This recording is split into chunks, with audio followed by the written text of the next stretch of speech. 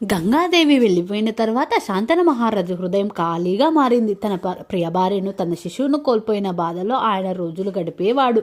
కాలం నెమ్మదిగా సాగింది. ఆ సమయంలో గంగాదేవి తన కుమారుడు దేవవ్రతుని తనతో తీసుకెళ్లి మహర్షుల ఆశ్రమంలో పెంచింది. దేవవ్రతుడు చిన్ననాటి నుంచి వేదాలు, శాస్త్రాలు, ధనుర్విద్య, రాజధర్మం అన్నిట్లోనూ అపారమైన ప్రావీణ్యం సాధించాడు. పరశురాముడు వంటి మహర్షుల వద్ద శిక్షణ పొందాడు. కొన్ని సంవత్సరాలు గడిచిన తర్వాత గంగాదేవి శాంతనుని వద్దకు తిరిగి వచ్చి గంగానది తీరంలో అతనికి దర్శనమిచ్చింది. ఆమెతో పాటు ఒక యువకుడు ఉన్నాడు. దీప్తిమంతుడైన వీరతో ముట్టిపడుతున్న యువరాజు.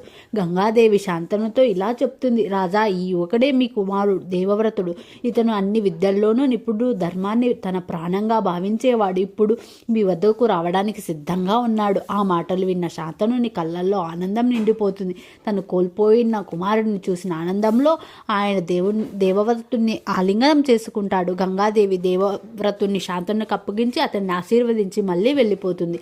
దేవవ్రతుడు హస్తినాపురానికి తిరిగి వచ్చాడు. తండ్రికి విధేయుడిగా, ప్రజలకు సేవకుడిగా రాజధర్మాన్ని ఆచరించసాగాడు.